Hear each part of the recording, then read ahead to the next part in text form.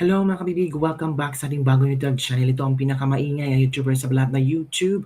Ako si Kabibig, maglabat-labat ka with evidence. Ako po, trending na trending ang mga Bisaya. Diha, kumusta mo? Trending ang ating pag-usapan ngayon kung saan sa isang programa na nandun si BBM at yung ibang mga distinguished guest, kasama si former President Gloria Macapagal Arroyo, naku, nahagip sa kamera kabibig na inisnab ni Bongbong Marcos si former President Gloria Macapagal Arroyo. Na grabe, no? Hindi gentleman si BBM.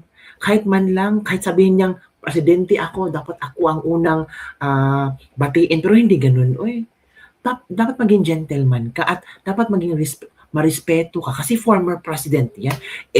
Ang former president si Pangulong Duterte nga, pinakulong niya, pinakidnap niya. Diba sabi ni Pangulong Duterte, pinakidnap ako ng incumbent president ngayon. O, sabi sa sulat ni Pangulong Rodrigo Duterte nandun sa Dahig. How much more? Itong si Gloria, inistab talaga. Hindi siya sinekhan ni Bongbong Marcos si Gloria. As in, parang wala siyang nakita ba? Parang si Gloria parang tao-tao lang, parang wala siyang pakialam kay Gloria. Parang walang respeto ka, Pipin. Ganon din yung nangyari kay Chavit Singson, no? Sa isang, event na kung saan hindi man lang na-mention ni Bongbong Marcos si Chavit Singson. Diba? So, ganon ka walang hiya si Bongbong Marcos, mga kabibig, in front of many Filipinos, in front of many teachers, kasi ito ay yung, yung tawag dito, inauguration yata ito, or oath-taking na mga teachers, mga bagong teachers. In front of them, talagang dinedma. Inisnab talaga ni BBM. Hindi siya nag-shake hands. Marami na na-shake hands ni BBM, pero si Gloria, hindi na shake hands. Grabe. O may video, At the second topic ating pag-usapan, nako, yung pagtakbo ni BP Sara sa pagkapangulo sa 2028, trending pala sa buong mundo. Usapan? Kalain mo yan? Pero si Risa, nagsabi na pwede siyang tatakbong presidente or vice presidente, hindi pinag-usapan. Si John Vic Remulla, nagsabi na gusto siyang tumakbong presidente, hindi rin pinag-usapan sa buong mundo. Pero si BP Sara, hala trending, as in kabibig.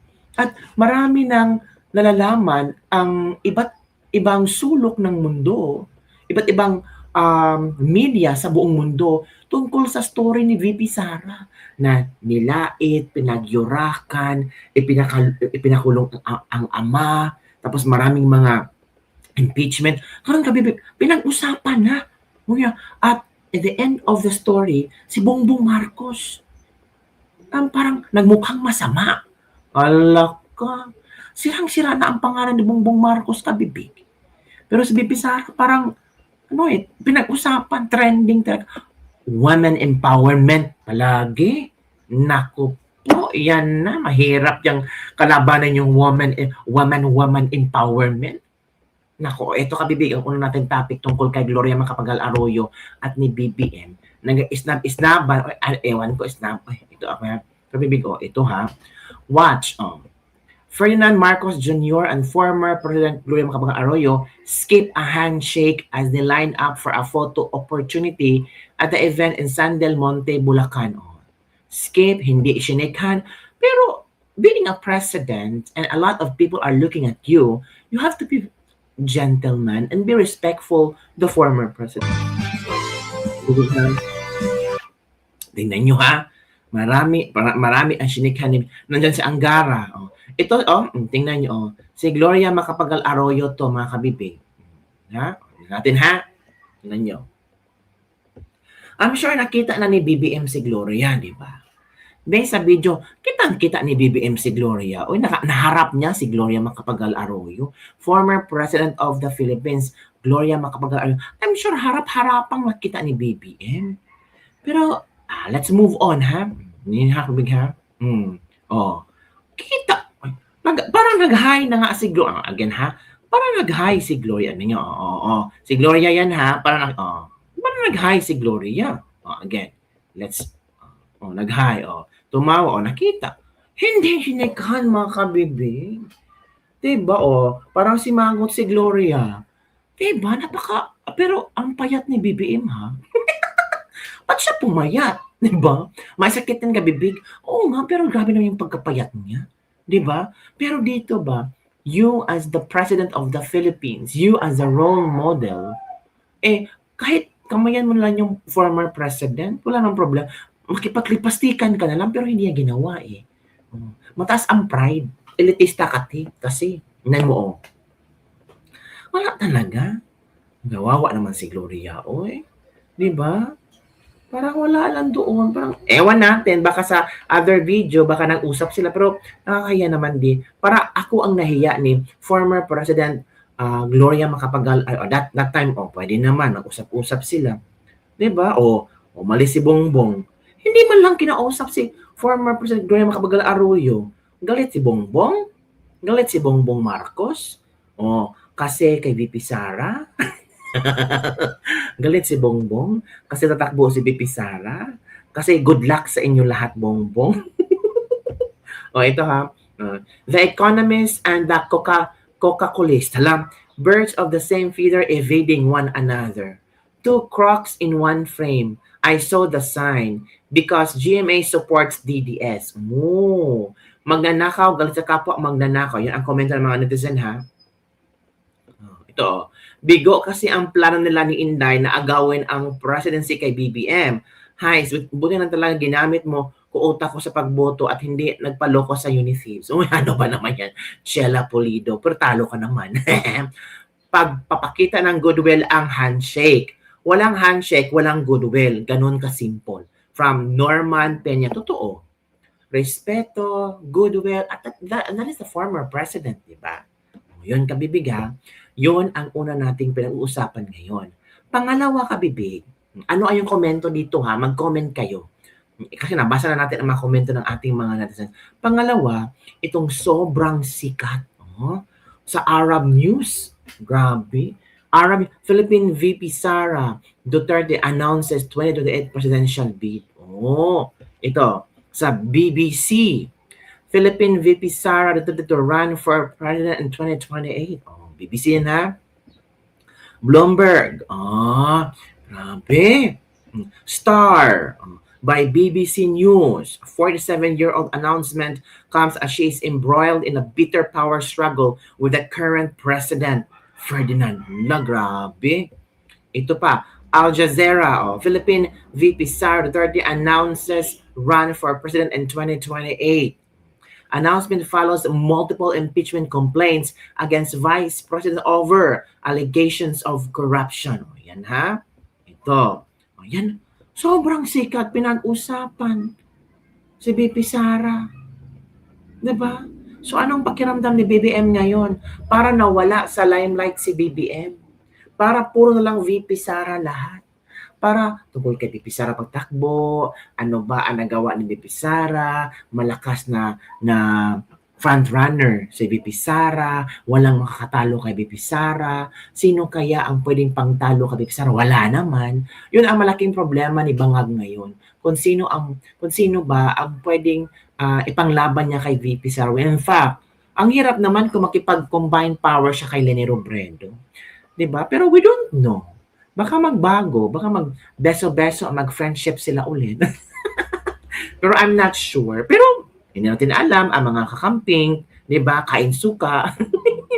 Eto kabibig, makinig tayo dito kay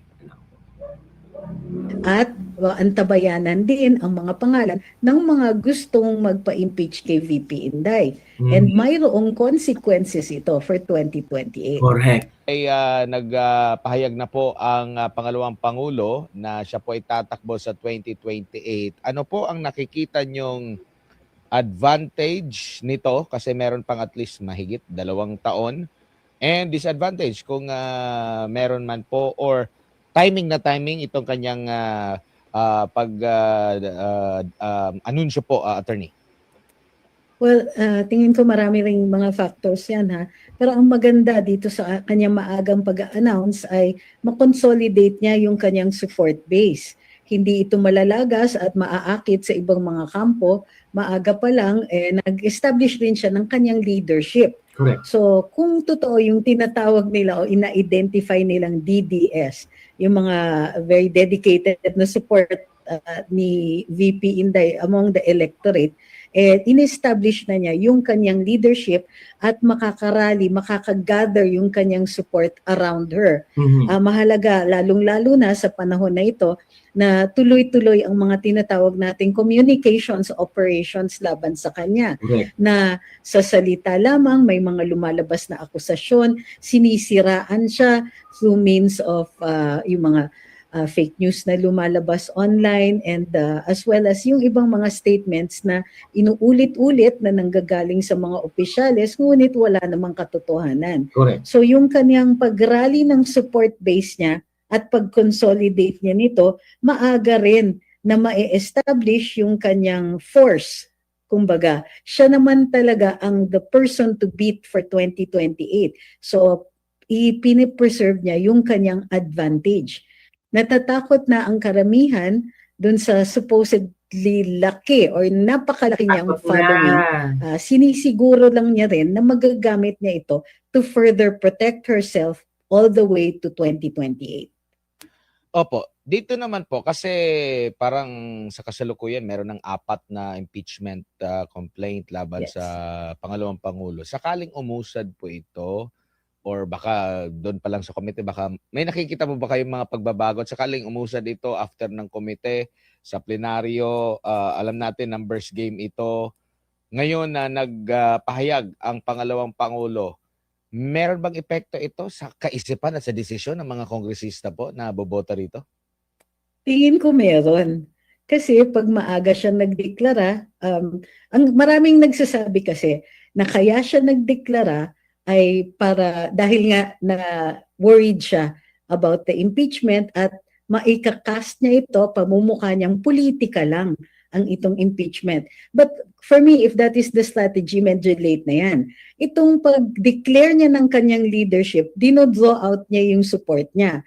Pag naging halos face-to-face na, maihaharap yung katotohanan doon sa mga kongresista o mga representante na boboto dito sa initial stage ng impeachment, baka sakaling ma-realize nila na hindi lang po rumor yung kanyang pagiging person to beat in 2028.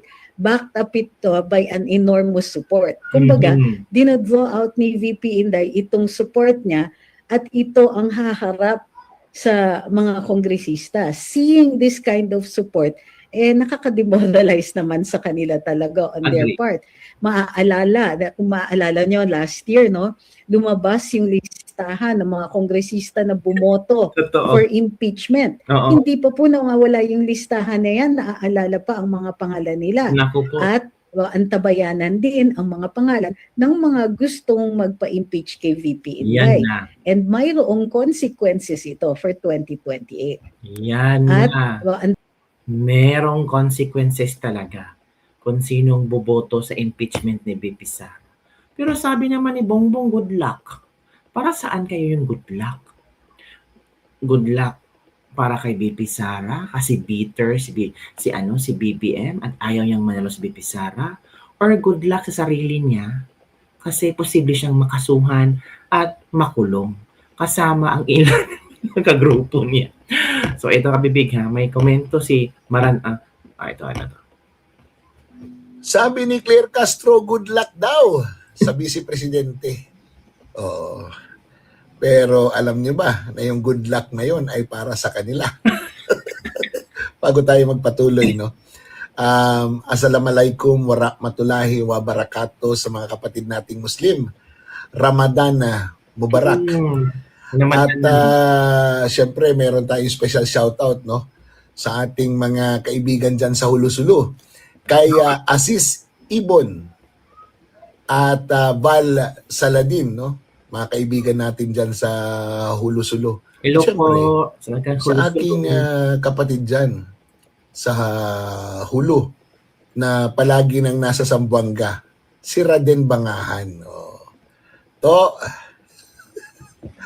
naalala mo pa yung nakaraan? Oo, matagal na pabalik-balik ako dyan sa Hulu. Ibig sabihin nun ay good luck sa kanila. Kasi nga naman, pag hindi nila mapadisqualify si VP Sara sa pagtakbo, abay, goodbye Philippines.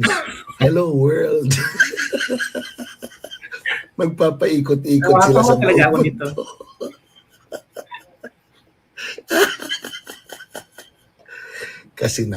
Kasi naman. Ha? Pero yung kanyang pagsabi ng good luck, parang taas kilay, sabay inis, Oo at parang inahalmoranas. Mura na. Naawa ako dito kay Claire Castro. Sa totoo lang. Tagapagsalita siya ng Pangulo, tagapagsinungaling, at asar. Oo.